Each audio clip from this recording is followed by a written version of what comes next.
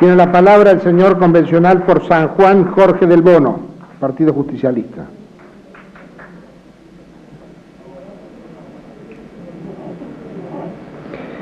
Tiene la palabra el señor convencional por la Capital Federal, Álvaro Alzogaray, Unión del Centro Liberal. 272. Tiene audio, señor convencional.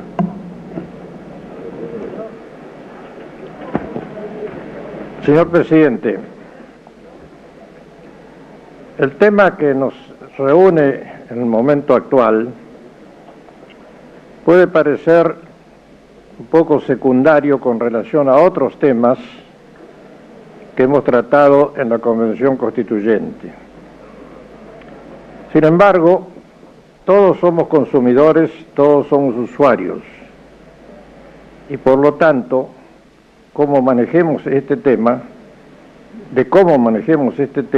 depende la organización social del país. También depende la Constitución 1853-60, cuya esencia liberal es lo que por sobre todas las cosas queremos defender a través de nuestra intervención. Necesito explayarme un poco sobre algunos enfoques generales para poder ubicar con precisión el dictamen que estamos considerando en este momento. Es bien sabido que solamente hay tres sistemas de organización económica y social: el sistema socialista totalitario, el sistema socialista presuntamente democrático, y digo presuntamente porque el socialismo no puede ser democrático en ninguna condición, es lo mismo que el círculo cuadrado, y el sistema liberal con su economía de mercado. Estos son los tres sistemas vigentes en el mundo que están en aplicación en los diversos países. Nuestra Constitución Liberal de 1853-60 se inserta, obviamente, en el sistema liberal. Y si bien no se refiere específicamente a la economía de mercado, porque en aquella época no se utilizaba todavía esa terminología, está implícita porque la economía de mercado es la expresión económica del sistema liberal. Brevemente, ¿qué significa cada uno de estos sistemas? El sistema socialista totalitario tiene como expresión económica la planificación central de la economía. Un ente del gobierno, en la Unión Soviética era el Gosplan, planifica toda la economía y necesariamente está obligado a planificar la vida humana, porque si no, la planificación económica no tiene sentido. Los planes del Comité Central del Gosplan indicaban qué es lo que hay que producir, qué materias primas asignaban a cada fábrica, cuántos trabajadores debía tener, qué salario debían tener. Terminaban planificando cuántos metros cuadrados tenía cada trabajador o cada habitante de la Unión Soviética para desenvolverse en su vida privada. La posición intermedia, que es la del socialismo presuntamente democrático, no tiene una planificación central, actúa interfiriendo los mercados.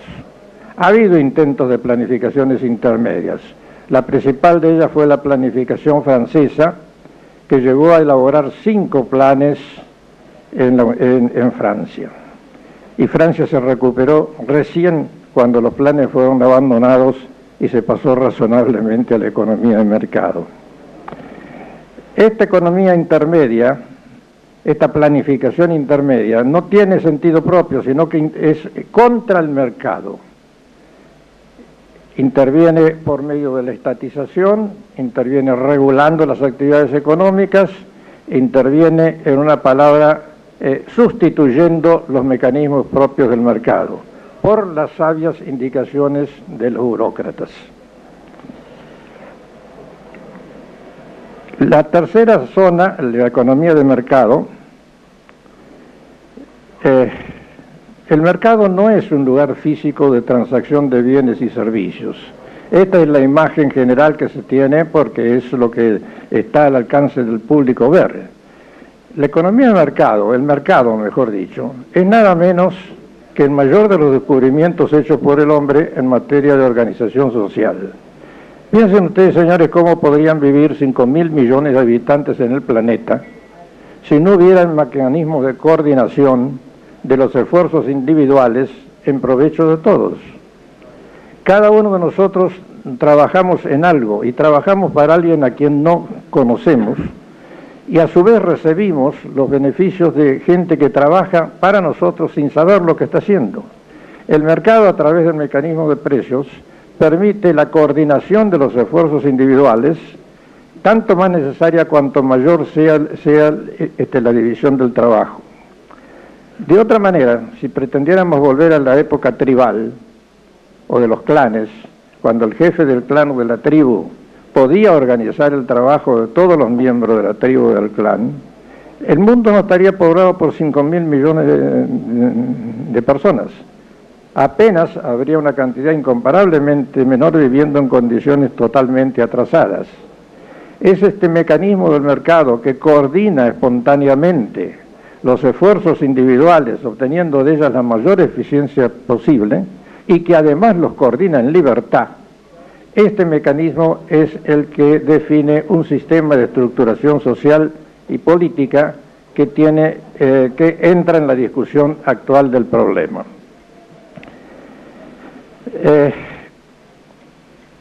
Señor convencional, el convencional Rampi de la provincia de Buenos Aires le solicita una interrupción. ¿Cómo no? Convencional Rampi 57. Muchas gracias, señor convencional. Gracias, señor presidente. Señor convencional, yo estaba escuchando atentamente las tres categorías que da usted, donde es posible o donde generalmente se han desarrollado los sistemas diversos económicos, no solamente en Argentina y en el mundo. Pero, y esto lo digo de plena buena fe, porque usted acaba de atar a la teoría del mercado, al sistema de mercado, al liberalismo, con los sistemas de libertad. Pero yo recuerdo que en Argentina, en nombre del liberalismo, en nombre del mercado, se intentaron desarrollar este tipo de doctrinas, de teorías económicas, en épocas de dictadura. Entonces yo quisiera saber ese tipo de categoría, cómo encaja dentro de su razonamiento. ¿Es posible el liberalismo económico en tiempos de dictadura tal cual lo vimos en periodos anteriores? Me remito al caso de Martínez Dios concretamente. Gracias. Continúa en el uso de la palabra el señor convencional Alzogaray. El señor convencional padece de la falta de información clásica en el país en este tema. Que el doctor Martínez Dios era un liberal es uno de los mitos más equivocados que han regido durante estos últimos tiempos. Todos los gobiernos militares, y especialmente el del doctor Martínez Dios, fueron dirigistas, fueron estatistas, aplicaron reglas contrarias al mercado y sin embargo se rodearon de la aureola de gobiernos liberales. No vale la pena seguir discutiendo este tema porque no lo voy a convencer, pero si alguien quiere preocuparse históricamente de ver esto, no tendría más que recorrer más o menos 50 o 60 trabajos publicados en todos los diarios del país, uno de ellos titulado Se cierne en la tormenta, donde van a encontrar la principal crítica hecha en el país con respecto a Martínez Dios. Y esa crítica la hice yo. Y no la hice yo como persona, sino en nombre del liberalismo verdadero y de la economía del mercado verdadera. Y lo que más daño nos ha hecho es que algunas personas, vistiéndose con ese ropaje, echaran a perder la idea fundamental. Señor convencional, la convencional de la provincia de Buenos Aires, Mari Sánchez, también le pide una interrupción. Muy bien. Señora convencional, el número de su banca, 185. Tiene audio, señor.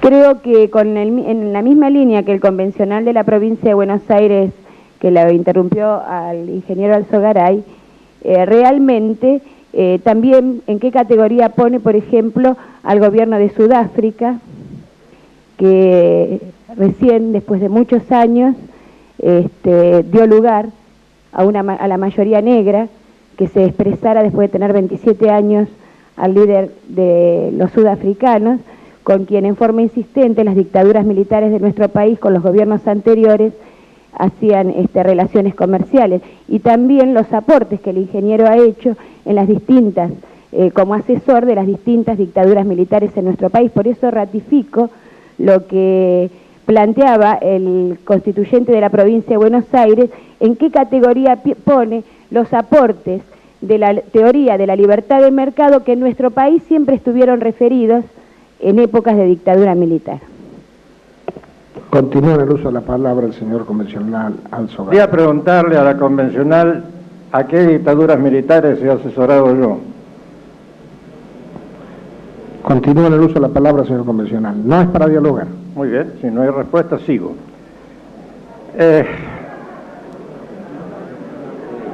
La economía de mercado es esencial para la libertad integral del hombre. No puede haber libertad verdadera si pretendemos mantener la palabra libertad para la libertad civil o para la libertad política. Se requiere la libertad económica. Si no hay libertad económica, aunque existan las otras dos libertades, no hay verdadera libertad. Y lo que es peor, la dictadura económica, el autoritarismo económico, termina por abolir las libertades civiles y las libertades políticas. Este es el camino que recorrieron en Europa, sobre todo el régimen fascista y el régimen nacionalsocialista, que empezaron por controlar la economía y hacerla totalitaria, hasta que se vieron obligados, tal vez alegremente, a implantar la dictadura política y la dictadura civil. Señor convencional, el convencional Orsi de la provincia de Buenos Aires le pide una interrupción. Veo que el tema interesa, con mucho gusto. Señor convencional Orsi, ¿el número de su banca? 058. 58, tiene audio, señor convencional. Muchas gracias, señor convencional Alzogaray. Usted acaba de decir, si no he entendido mal, que la convencional señora Sánchez le dijera a qué dictadura militar usted había servido. Yo, con todo respeto, y ya lo he recordado en alguna oportunidad acá,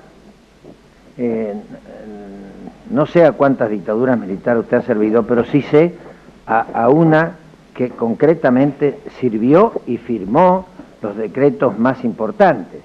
Por ejemplo, el 27 de abril de 1956, usted, como ministro de la dictadura encabezada por Aramburu y Rojas, refrendó el decreto proclama por la cual se abrogó la Constitución de 1949.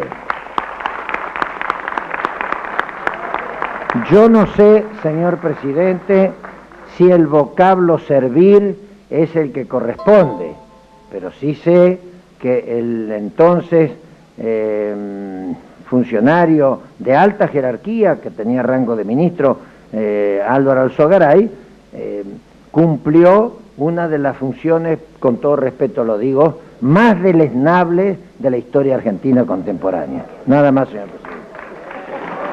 Continúa en el uso de la palabra el señor convencional Alzogaray. El grave problema es discutir en planes tan distintos, pero no quiero dejar sin aclarar este punto. Cuando llega la Revolución Libertadora, regía la Constitución de 1949, que es una Constitución totalitaria, y el primer acto que debió hacer la Convención Libertadora era, por supuesto, terminar con la Constitución totalitaria de 1949. Pero, como ministro de Industria, traté en ese momento de llevar adelante las ideas que hoy estoy exponiendo acá, y no tuve éxito. Por eso me tuve que ir el 4 de junio de 1956, a los pocos días que señala el señor convencional, y no soy responsable de lo que se hizo después. Me fui del gabinete Aramburu, que es el único caso en que he estado trabajando en un gabinete, porque no podía desarrollar desde... Ruego a los señores convencionales respetar a quien está en el uso de la palabra. No podía desarrollar desde allí las ideas que luego he sostenido sistemáticamente a lo largo de más de 30 años de mi vida. Me voy a permitir ahora señalar que no puedo conceder más interrupciones porque necesito terminar mi exposición.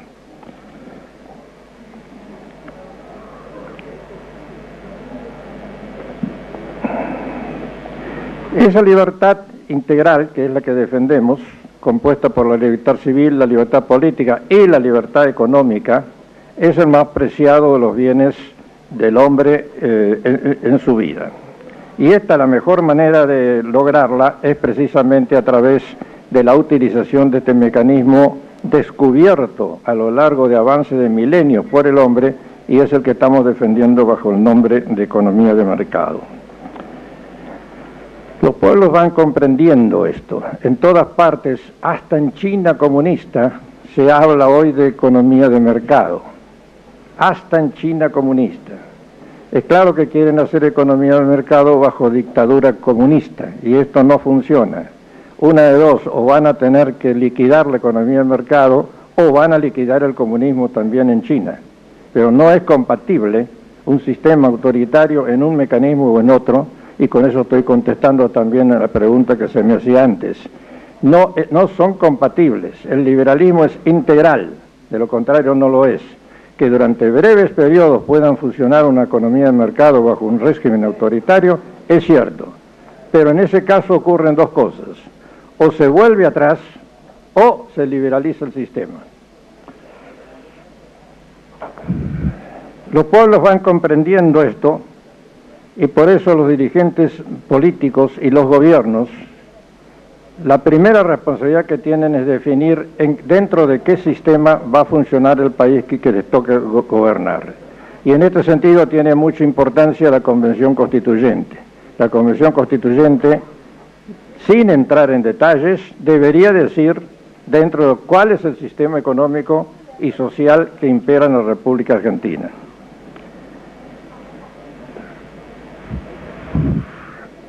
Por eso siempre hemos defendido desde el primer momento la notable transformación impulsada por el presidente Menem al salir del dirigismo y del totalitarismo económico de tantos años para volcarse hacia una economía de mercado, que él llama economía popular de mercado y que nosotros denominamos economía social de mercado. Y a veces se confunde el presidente y dice las dos cosas juntas, lo cual es cierto. No hay más que una sola economía social o popular de mercado, y es un hecho trascendente que el presidente lo haya comprendido así y esté tratando de implantar en la República Argentina un sistema completo de esta clase. Digo, estoy tratando de implantarlo porque si bien se ha hecho mucho en estos 4 años, es también mucho lo que falta hacer. Porque esta transición de una economía dirigida, socializada, de 40 años a la libertad económica no se hace en pocas horas. Y sobre todo no se hace sin vencer obstáculos de primera magnitud, que son los que estamos viviendo en el momento actual. Hace pocos días me he dirigido a la opinión pública señalando que el impulso inicial se está agotando y que es necesario un nuevo impulso y que hay que averiguar en qué sentido vamos a dar el impulso. ¿Vamos a retroceder al pasado o vamos a profundizar la transformación que se está intentando? Por supuesto, nuestra posición es la de profundizar la transformación que se está intentando. Insisto, algo en que ya me referí en una intervención anterior en este recinto. Lo que específicamente nosotros apoyamos en el gobierno de Menem es la transformación del sistema económico-social dirigista, intervencionista e inflacionario para volcarlo a una economía de mercado con estabilidad monetaria. Ese es específicamente el punto en que nosotros apoyamos. En todos los demás actos de gobierno podemos apoyar o rechazar según la naturaleza del acto específicamente considerado.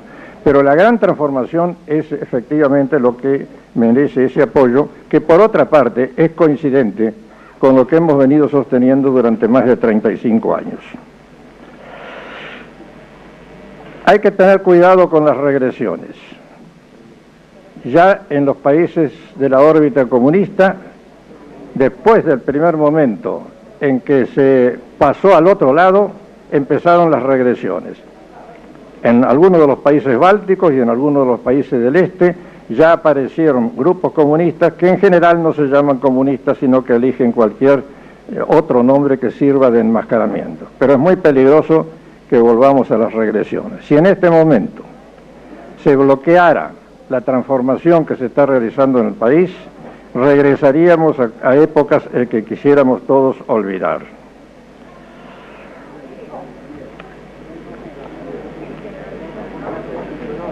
Es difícil en una exposición de esta clase entrar en mayores detalles y sobre todo no tengo derecho yo a extenderme demasiado sobre el enfoque general. Pero quiero señalar algo que es importante. Ni la economía de mercado perfecta y absoluta, ni la planificación central absoluta existen en la práctica. Aún en la Unión Soviética, en los peores momentos, había aspectos de la vida en ese país que funcionaban dentro de una relativa libertad de acción. Y del otro lado, en la economía de mercado, el lugar donde haya competencia perfecta y libertad absoluta no existe. Ambos son abstracciones. Entonces, se podría pensar que estamos defendiendo una posición intermedia, que es desgraciadamente la que defienden todas las socialdemocracias, etcétera. Pensando que tomando lo bueno de la economía comunista y tomando lo bueno de la economía de mercado, van a encontrar una fórmula adecuada, permanente, para sacar el país adelante y hacerlo progresar. Esto no es así. Lo que se puede hacer es marchar hacia uno u otro polo. Los que creen en la planificación total de la economía y de la vida de los hombres tienen que marchar hacia el socialismo totalitario. Y los que creen en la libertad tienen que marchar hacia la economía de mercado, aún sabiendo que en su forma perfecta y teórica no la van a alcanzar nunca, pero que se van a poder aproximar asintóticamente. Y cuanto más cerca estén, mejor va a ser la vida en los pueblos donde se aplican estas ideas.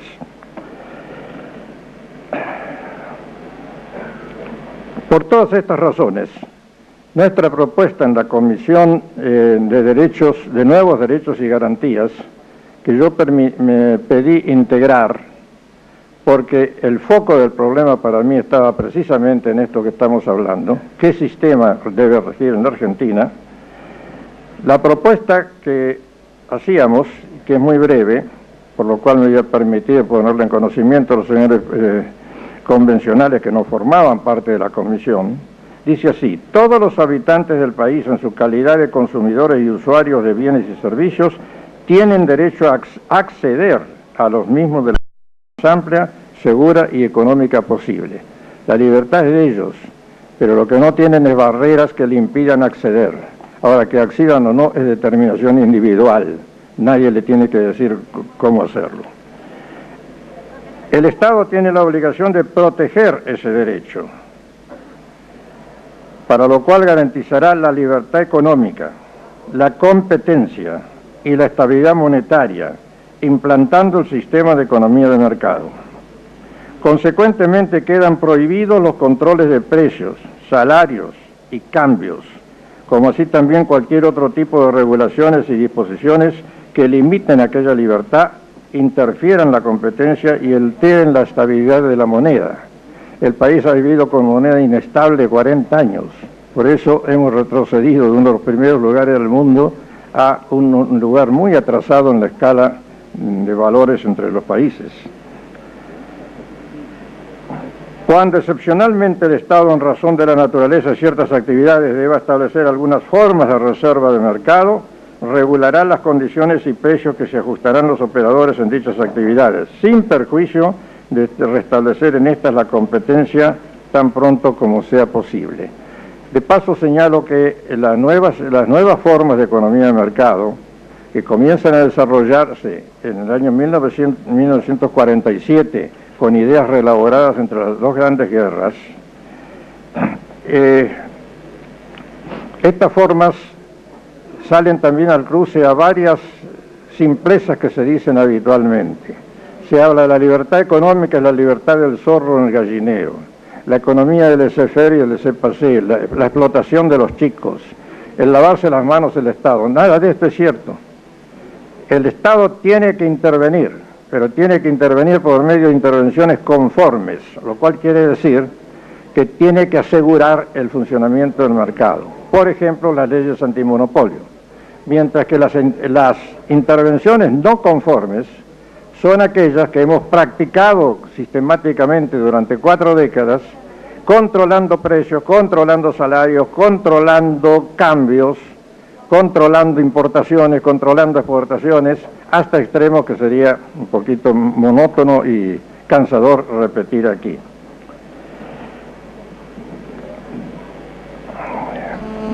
Esto era la propuesta nuestra, cuyos fundamentos van anexo, y estos fundamentos son los que de una manera rápida he tratado de exponer aquí.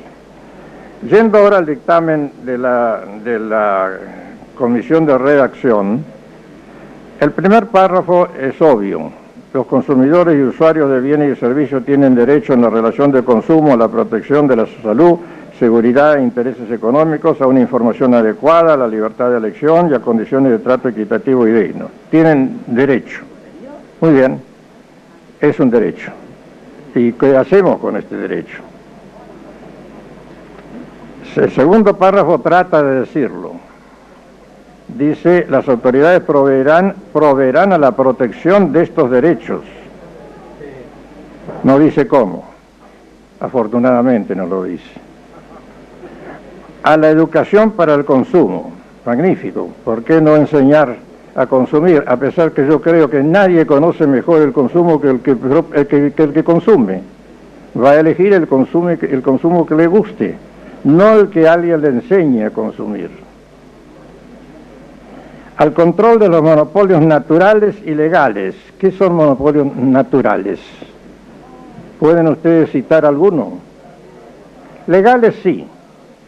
Los gobiernos pueden en algún momento, por circunstancias especiales, instalar un monopolio legal, que siempre va a ser por la influencia del Estado, pero debe tratar de salir de él lo antes posible. La regla número 2 de la economía de mercado, después de la regla número 1 que habla de la estabilidad monetaria, es el combate de los monopolios y de los cárteles y de cualquier otra combinación que tienda a eliminar la competencia.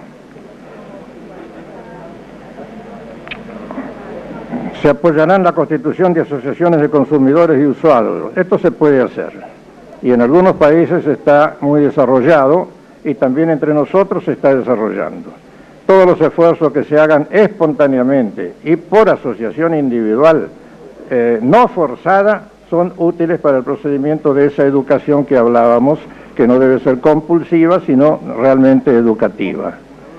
Tengo una brevísima experiencia de eso, que por ser breve también puedo contarla. Como embajador en los Estados Unidos, me vi en la necesidad de defender la exportación de carnes argentinas, que se había llegado a prohibir porque algunos traviesos argentinos en las barricas que se mandaba de carne cocida mandaban cualquier cosa. Y entonces hubo una gran resistencia ya a seguir permitiendo. ¿Y cómo podía yo defenderlo de esta manera? Me dirigí a la Liga de Consumidores. Y dije, señores, si esta carne no entra, a usted le va a subir el precio de la carne en tanto. Y fueron ellos los que consiguieron abrir un poco, una ventanita en el mercado para las carnes argentinas. Lo mismo hicimos con el azúcar. La primera cuota norteamericana de azúcar para la Argentina se consiguió en esa época.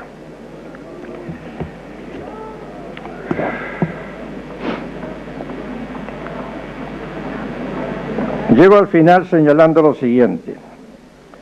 Afortunadamente este dictamen lo vamos a votar a favor, porque no hay en él nada de lo que temíamos durante mucho tiempo. No hay ni una sola propuesta socialista, ni una sola. El muro de Berlín y la Unión Soviética han sido tan aplastantes que se ha logrado que en la Argentina no haya ninguna propuesta socialista, lo cual es un motivo de satisfacción enorme y de felicitación para quienes así proceden. Lástima que hayamos empleado 40 años en darnos cuenta y que hayamos hecho retroceder el país en la forma que lo hicimos retroceder. Lo que está escrito acá y que vamos a aprobar seguramente hoy no autoriza a futuros gobernantes a portarse mal. no los autoriza, lo cual no quiere decir que nos da garantía que se van a portar bien. Con la Constitución 1853-60, que no los autorizaba a portarse mal, se portaron mal durante 4 décadas. Con la Constitución de 1853-60 se implantaron controles de precios, a pesar de que el artículo 28 de la Constitución no permite hacerlo, y a pesar de que las Cortes Supremas debieron haber declarado inconstitucional, y todo funcionó contra la Constitución. De manera que nuestra esperanza es que en el futuro todo funcione a favor de la Constitución que estamos dictando, es un poco ilusoria. Pero bueno, lo que podemos hacer nosotros es no agregar elementos que les den buena conciencia a los transgresores. Quien viole esta Constitución estará sabiendo que está actuando contra la Constitución. Muchas gracias, señor presidente. Muchas gracias, señor convencional.